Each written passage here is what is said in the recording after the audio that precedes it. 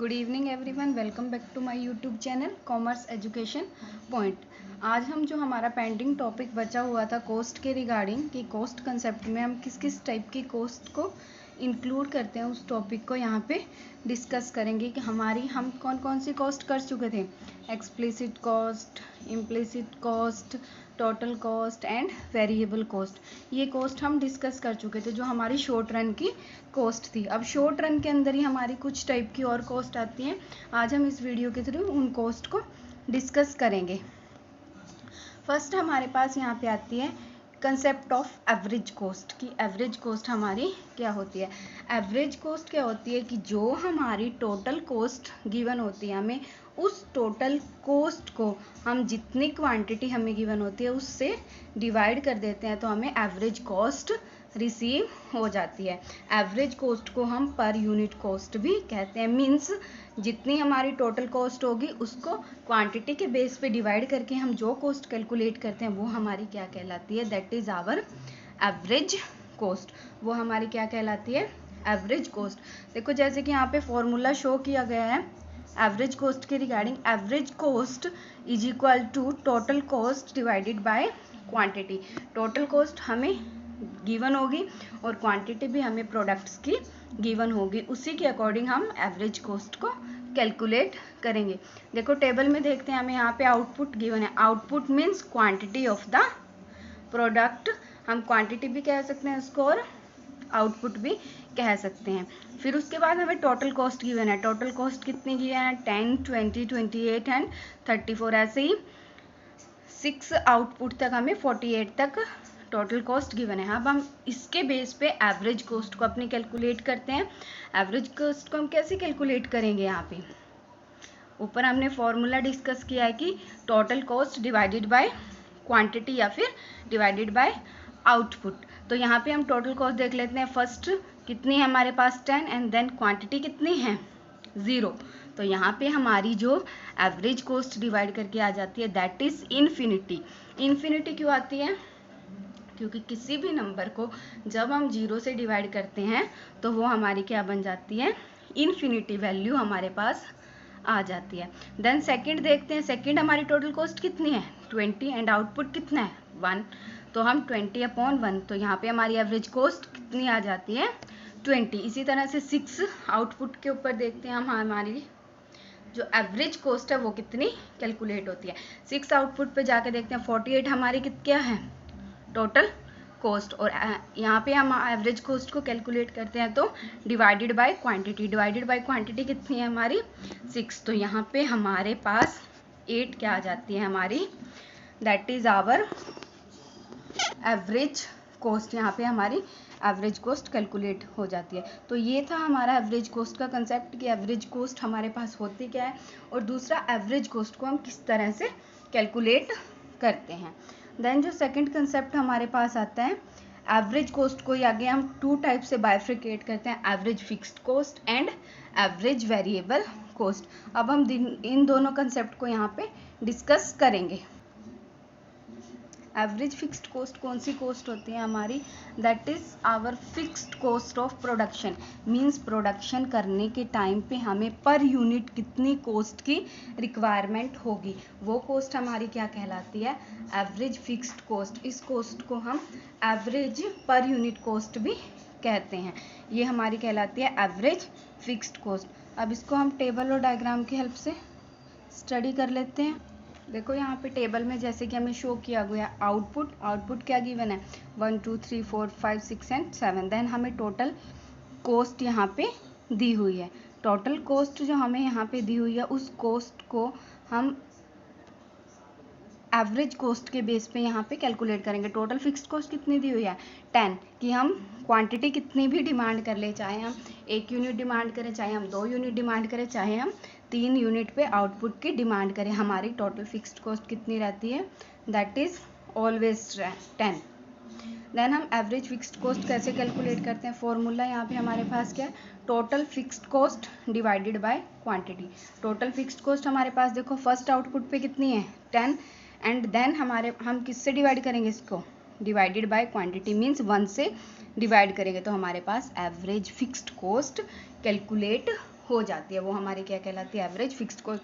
ऐसे ही 7th output पे हम जाके देखते हैं, 7th आउटपुट पे भी हमारी कितनी है total fixed cost, that is 10, because every level of output is equal total fixed cost. तो यहाँ पे हम इसको किससे डिवाइड करेंगे, 7, 10/7 करते हैं तो हमारे पास एवरेज फिक्स्ड कॉस्ट कितनी आ जाती है यहाँ पे 1.47। अब हम यहाँ पे डायग्राम देख लेते हैं कि डायग्राम में हम किस टाइप से इसको शो करते हैं।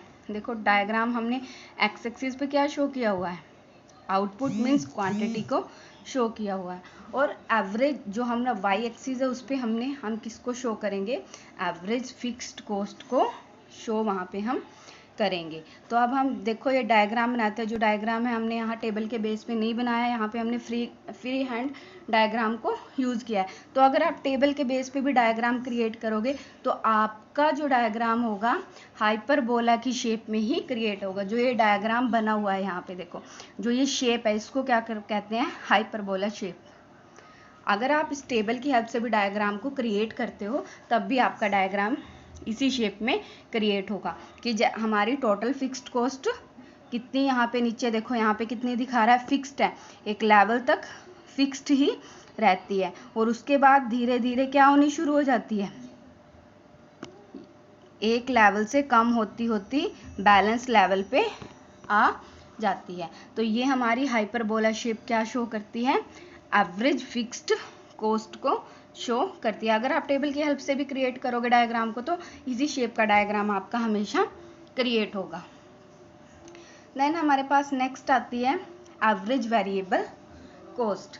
सेकंड टॉपिक हमारे पास क्या आता है, एवरेज वेरिएबल कॉस्ट, जो हमने यहाँ पे स्टडी करना है। फर्स्ट आता है एवरेज वेरिएबल के कॉस्ट क्या होती है, the average variable cost is that total variable cost per unit of output, कि टोटल वेरिएबल कॉस्ट को अगर हम पर यूनिट कैलकुलेट कर लेते हैं वो हमारी क्या बन जाती है, एवरेज वेरिएबल कॉस्ट हमारी बन जाती है।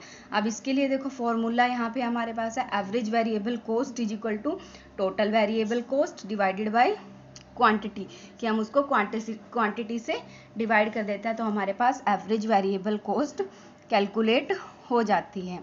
ठीक है, तो यहाँ पे हम टेबल और डायग्राम की हेल्प से यहाँ पे इसका एक्सप्लेनेशन देख लेते हैं कि किस टाइप से हम कैसे क्रिएट करते हैं।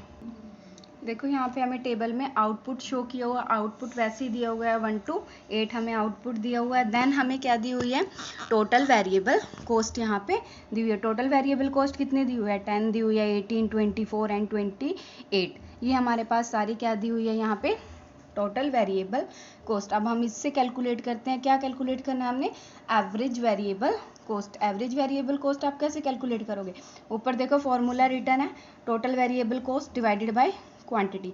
टोटल वेरिएबल कॉस्ट हम लेके चलते हैं, फर्स्ट की देखते हैं, फर्स्ट आउटपुट की कितनी है 10 को डिवाइड करते हैं 1 से, that is average variable cost is our 10।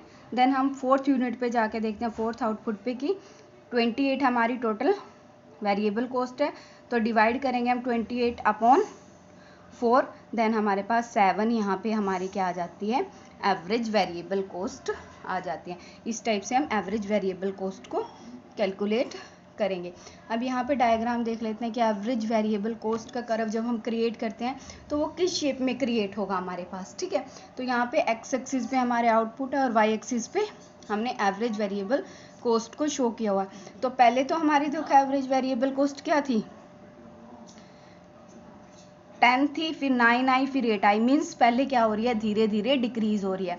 यहाँ पे डायग्राम में भी देखो पहले धीरे धीरे क्या हो रही है, डिक्रीज हो रही है। देन फिर उसके बाद हमारी 7 आई, 7 के बाद 6.4, 6.3 एंड 6.6, 6.6 पे आके धीरे धीरे क्या होना शुरू होगी, दोबारा से रिकवर होना शुरू होगी, मीन्स इंक्रीज अप होना शुरू हो गई। तो इसी कारण जो हमारा एवरेज वेरिएबल कॉस्ट कर्व है इस शेप का क्रिएट होता है, पहले डिक्रीजिंग, फिर एक मिनिमम लेवल पे आता है, देन आफ्टर दैट इंक्रीजिंग इसके अंदर शुरू हो जाती है। तो ये था हमारा एवरेज वेरिएबल कॉस्ट का कंसेप्ट। देन हमारे पास नेक्स्ट कंसेप्ट आता है, that is marginal cost. Marginal cost and very important cost topic, mostly use this topic. Marginal cost क्या होती है कि जब हम किसी प्रोडक्ट की एक एडिशनल यूनिट को प्रोड्यूस करते हैं और उसके लिए हमें जो कॉस्ट बेयर करनी पड़ती है वो कॉस्ट हमारी क्या कहलाती है, that is our marginal cost. वो कॉस्ट हमारी क्या कहलाती है, मार्जिनल कॉस्ट। कि मान लो हम पहले 10 यूनिट्स बना रहे थे, 10 यूनिट बनाने पे हमारी कॉस्ट आ रही थी 100, ठीक है, और अब हम बना रहे हैं 11 यूनिट। 11 यूनिट जब हम बनाते हैं तो हमारी कॉस्ट कितनी आती है, 105। तो 105 माइनस 100 हमारे पास कितना आता है, 5 is our marginal cost. Means एक एडिशनल यूनिट बनाने से कॉस्ट में कितना इंक्रीमेंट हुआ है वो कहलाती है हमारी मार्जिनल कॉस्ट। देन हमारे पास फॉर्मूला देख लेते हैं मार्जिनल कॉस्ट को कैलकुलेट करने का, चेंज इन टोटल कॉस्ट, कि टोटल कॉस्ट में कितना चेंज हुआ है divided by change in quantity, quantity के अंदर कितना चेंज हमारे पास आया है, वो हमारी कहलाती है मार्जिनल कॉस्ट। अब टेबल की हेल्प से देखते हैं, आउटपुट हमें गिवन है यहाँ पे देखो। देन हमारे पास टोटल फिक्स्ड कॉस्ट गिवन है, टोटल वेरिएबल कॉस्ट गिवन है। हमें यहाँ पे क्या चाहिए, चेंज इन टोटल कॉस्ट। तो चेंज इन टोटल कॉस्ट हम कैसे कैलकुलेट करेंगे, टोटल फिक्स्ड कॉस्ट और टोटल वेरिएबल कॉस्ट को ऐड करके हम टोटल कॉस्ट को कैलकुलेट करेंगे, जो कि यहाँ पे देखो शो की गई हुई है। 10 + 0 10, 10 + 10 20, 10 + 18 28, ये हमारी टोटल कॉस्ट कैलकुलेट हो जाती है। अब हम टोटल कॉस्ट से मार्जिनल कॉस्ट देखो कैसे कैलकुलेट करते हैं। मार्जिनल कॉस्ट हमारे पास यहाँ पे आ जाती है, फर्स्ट में हमारे पास क्या आ जाती है, एक यूनिट ऊपर वाली में से माइनस करते चलो। देखो 10 में से 10 माइनस करेंगे दैट इज नील, 20 में से 10 माइनस करा 10, 28 में से 20 माइनस करें 8, 24 में से 28 को सब्ट्रैक्ट करते हैं दैट इज 6, 38 में से 34 को करते हैं दैट इज 4। इस टाइप से हम क्या करेंगे, अपनी मार्जिनल कॉस्ट को कैलकुलेट करेंगे। अब डायग्राम देख लेते हैं मार्जिनल कॉस्ट का। पहले देखो मार्जिनल कॉस्ट क्या हो रही है, पहले डिक्रीज हो रही है, 10 से 8 पे आई, 8 से 6 पे आई, ठीक है, उसके बाद 4 पे आई, दोबारा किस पे आ रही है, 4 पे, मतलब दो वेरिएबल्स पे कॉस्ट क्या है, कांस्टेंट 4 ही रह रही है। उसके बाद दोबारा इंक्रीज होना शुरू हो जाती है 6, 8 एंड 16। अब इसी टाइप से डायग्राम बनेगा, पहले कॉस्ट 10 पे, फिर 8 पे, फिर 6 पे, मीन्स धीरे धीरे कम हो रही है। फिर इस लेवल पे देखो यहाँ के 4 और 4 रहेगी, मीन्स बैलेंस रहेगी कॉस्ट। उसके बाद दोबारा धीरे धीरे इंक्रीज होना शुरू हो जाती है। तो ये हमारा मार्जिनल कॉस्ट करा हुआ है। ध्यान रहे कि हम इस वीडियो में जो भी डायग्राम यूज़ कर रहे हैं वो हम फ्री हैंड डायग्राम यूज़ कर रहे हैं। जो टेबल इस वीडियो के अंदर दी गई है, अगर आप उनसे भी डायग्राम क्रिएट करते हो तो आपकी बिल्कुल सेम शेप से ही डायग्राम क्रिएट होंगे, ठीक है। देन हमारे पास आता है नेक्स्ट टॉपिक जो आता है हमारे पास, that is relation between AC and MC, means average cost and marginal cost के बीच का रिलेशन हमने जो स्टडी करना है। टेबल के थ्रू हम इनके रिलेशन को यहाँ पे देख लेते हैं। टोटल कॉस्ट दी हुई है, एवरेज कॉस्ट हम कैलकुलेट पीछे भी कर चुके हैं, ठीक है। देन हमारे पास आती है यहाँ पे मार्जिनल कॉस्ट। मार्जिनल कॉस्ट और एवरेज कॉस्ट का रिलेशन हम देख लेते हैं। जब when AC is falling, MC is less than AC। देखो जब AC डिक्रीज होना शुरू हो रही है, पहले इन्फिनिटी थी, देन 20 आई, देन 14 आई, देन 11.3 आई, देन 9.5 आई, देन 8.4 आई, ठीक है।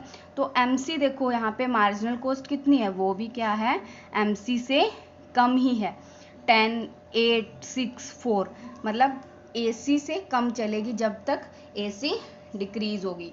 देन जब AC बढ़ना शुरू होगी तो जो MC क्या होगी, वो किससे ज़्यादा चलेगी, एवरेज कॉस्ट से हमेशा हायर शो होगी, ठीक है। थर्ड रिलेशन क्या आता है, व्हेन AC इज कांस्टेंट। जब AC कांस्टेंट होगी, देखो AC कांस्टेंट कहाँ, 8 और 8, 7 आउटपुट पे और 6 आउटपुट पे, वहाँ पे AC हमारी क्या आ रही है, 8 और 8, means that is constant of AC। कि B पॉइंट पे हम डायग्राम में देखते हैं कि हमारी AC क्या है, कांस्टेंट है, तो वहाँ पे AC और MC इक्वल होंगे। देखो 7 आउटपुट पे AC भी 8 है और MC भी 8 है, तो यहाँ पे दोनों हमेशा कांस्टेंट होंगे। फोर्थ हमारे पास क्या आता है relation, MC is always the left of AC। कि जब भी हम MC और AC के डायग्राम को एक ही डायग्राम के अंदर क्रिएट करते हैं तो वो MC का डायग्राम हमेशा क्या बनता है, लेफ्ट में बनता है AC के डायग्राम से। देखो आपने AC का और MC का डायग्राम यहाँ पे बना हुआ है, जो B पॉइंट है यहाँ पे दोनों एक दूसरे को कट करिए, मीन्स यहाँ पे दोनों क्या है, इक्वल है। AC is equal to MC यहाँ पे शो हो रही है। तो ये डायग्राम और ये टेबल हमें शो करता है रिलेशन AC और MC के बीच में। तो ये हमारा कोस्ट के रिगार्डिंग आज पूरा टॉपिक कंप्लीट होता है कि कोस्ट क्या कंसेप्ट है, क्या किस किस टाइप की कोस्ट होती है, डिफरेंट टाइप की कोस्ट एक दूसरे से किस टाइप से रिलेटेड है। Thanks for watching this video.